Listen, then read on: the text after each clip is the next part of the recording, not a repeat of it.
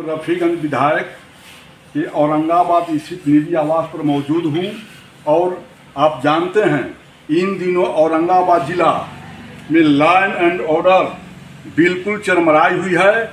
अपराधी सर चढ़कर बोल रहे हैं प्रशासन सुस्त है या प्रशासन पर अपराधी भारी पड़ रहे हैं।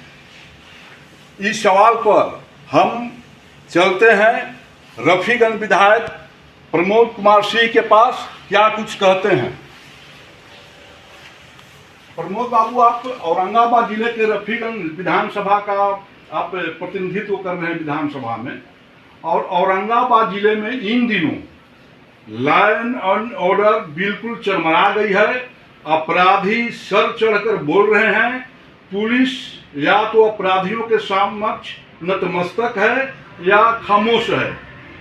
पिछले दिनों 2 दिन पहले औरंगाबाद पुरानी सब्जी मंडी में गोलीबारी की घटना हुई। गोलियों से तड़तड़ाहट से दहल उठा औरंगाबाद जिला मुख्यालय। जानकारी के बाद पुलिस घटना स्थल पर पहुंची और मात्र एक संदिग्ध अपराधी को गिरफ्तार किया। पुलिस दावा किया कि अपराधियों को पकड़ने के लिए पूरे नाकेबंदी कर दिया गया है और सघन तलाशी और जांच चल रहा है, लेकिन अन्य अपराधी पुलिस की पकड़ से दूर रहे। वहां पर शराब की एक बोतल भी बरामद हुआ, 11 खोखे भी बरामद हुए।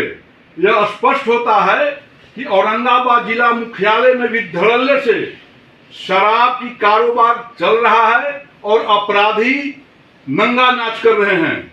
13 तारीख को कल औरंगाबाद के क्लब रोड में मॉर्निंग वॉक के क्रम में एक महिला को बाइक सवारों ने कान से बाली छीनकर झपट्टा मार के भाग गया। और इसके अलावा जिले के अंदर अन्य जगहों पर आपराधिक घटनाएं हो रही है। कहीं चोरी हो रही है, कहीं मारपीट हो रहा है, तो कहीं जानलेवा हमला हो रहे हैं, तो कहीं हत्या हो रही है। और पुलिस केवल कुछ मीडिया में अपनी पीठ थपथपा रही है। दरबारी मीडिया की भीड़ लगी हुई है औरंगाबाद से लेकर पटना और दिल्ली तक, और उन दरबारी मीडिया के माध्यम से केवल पीठ थपथपा रही है और झूठे उपलब्धि की आंकड़ा गिनवा रही है। क्या कहेंगे आप? धन्यवाद। देखिए, सुशासन की सरकार है, घटनाएं होती रहती है। अपराधियों का कोई जात नहीं होता है, न कोई धर्म होता है। अपराधी अपराध करते हैं, लेकिन पैनी नज़र है सरकार की। और हमारे यशस्वी मुख्यमंत्री सम्राट चौधरी जी और अभी गृह मंत्री भी वही हैं। आपने अच्छा सवाल उठाया है। मैं इन सब घटनाओं को लेकर के अभी जाऊंगा और मुख्यमंत्री महोदय से मिल करके सभी घटनाओं को उनको जानकारी दूंगा।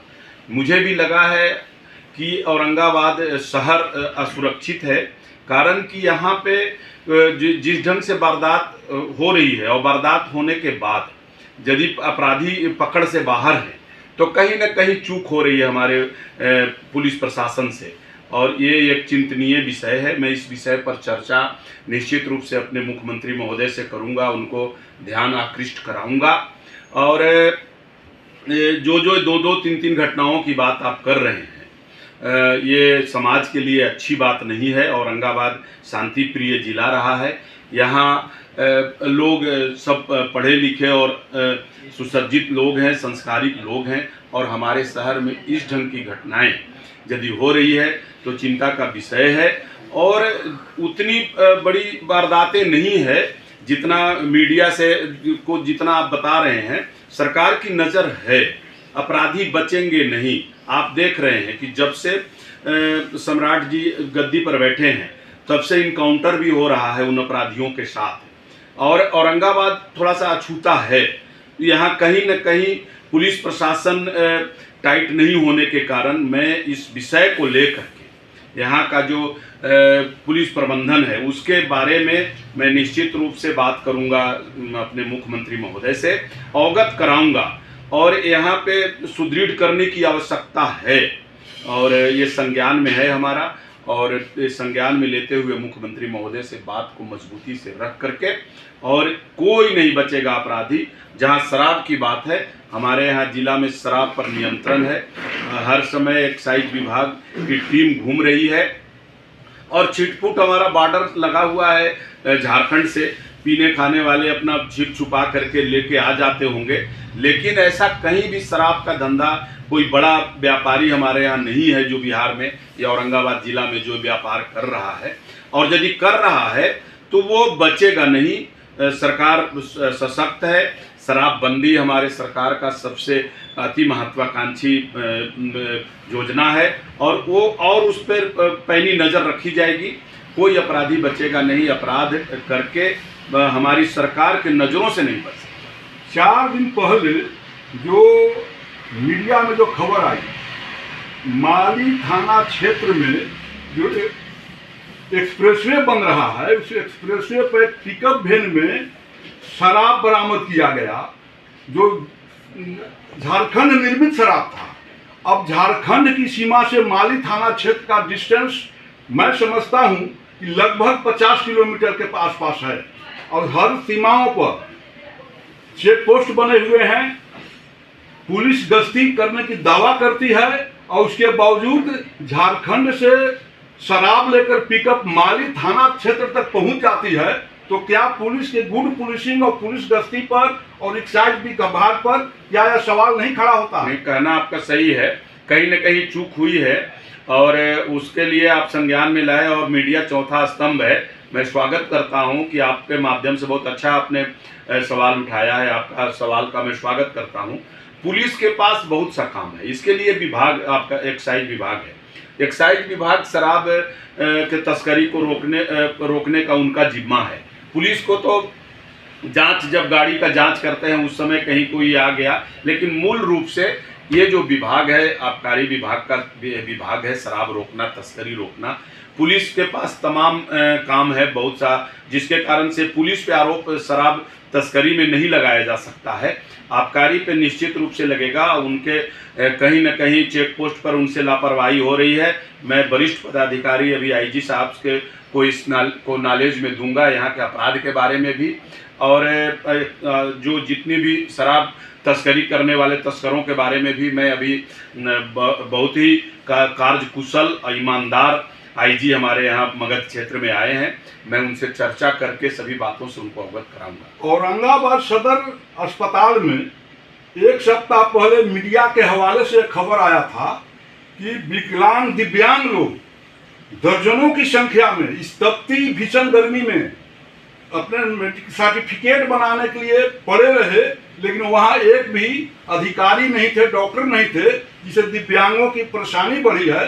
अब इस तरह से स्वास्थ्य विभाग की जो औरंगाबाद में जो हालात है उसका पोल खुल रहा है। निश्चित रूप से पहले भी ये बातें आई है और अभी हमारा जो सदर हॉस्पिटल है जो नवनिर्मित है वो पूर्ण रूप से कंप्लीट नहीं हुआ है, पूर्ण नहीं हुआ है उसका काम पूर्ण होने के बाद, और कुछ तकनीकी डॉक्टरों की कमी है, तकनीकी कारण चुनाव के बाद से भर्तियां नहीं हुई है।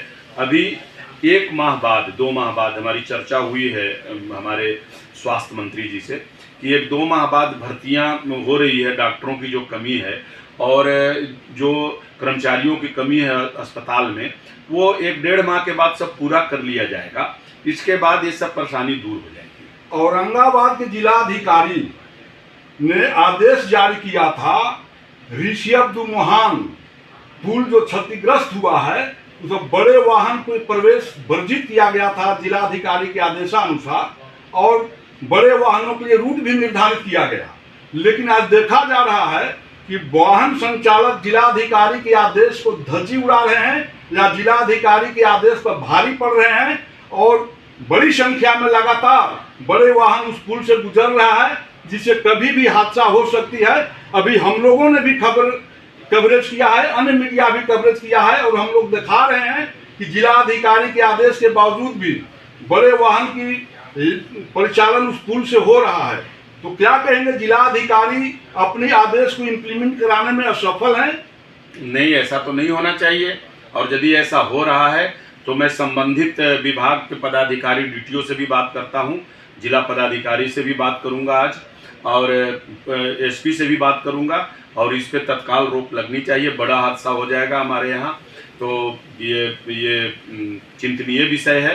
अब आपने अच्छा मुद्दा उठाया, जानकारी दिया। मैं वरिष्ठ पदाधिकारी को नॉलेज में दे करके वाहनों को रोक लूंगा। एक और अंतिम सवाल प्रमोद बाबू, औरंगाबाद जिले में भी कानून की राज, सुशासन और गुड पुलिसिंग, पुलिस आपकी सदैव सेवा में, ये सारे चीज सुनने के लिए मिल रहे हैं। लेकिन सच्चाई भी यह है कि सामाजिक राजनीतिक कार्यकर्ताओं, पत्रकारों, जो सही सही खबर जो दिखलाने का काम करते हैं, जो समाज की आईना होते हैं, उनकी कलम और जुबान बंद करने के लिए फर्जी मुकदमे, टेबल वर्क अनुसंधान करके जेलों में बंद किया जाता है, जिससे क्या आप समझते हैं कि इस जिले में लोकतंत्र और मानव अधिकारों के हनन हो रहा है? निश्चित रूप से यदि ऐसा हो रहा है और जो पदाधिकारी ऐसा कर रहे हैं तो वो भी नहीं बचेंगे सुशासन में, और उनका अब खेल खत्म हो गया। जो पुलिस या जो पदाधिकारी इस ढंग से साजिश के तहत चौथे स्तंभ मीडिया के साथ यदि एक कारनामा करते हैं तो बचने नहीं जा रहे हैं। और आप नॉलेज में लाए, हमें आप लिखित दीजिए, मैं निश्चित रूप से अपने मुख्यमंत्री महोदय के पास अपना लेटर पैड पे लिख करके वैसे कृत्य करने वाले पदाधिकारी के बारे में मैं प्रपत्र का भर दूंगा, जो मेरा पावर में है, जो हम लोग का अधिकार में है। मैं प्रपत्र का भर करके और इनके खिलाफ कार्रवाई करने का मांग रखूंगा, मुख्यमंत्री महोदय से अनुरोध करूंगा।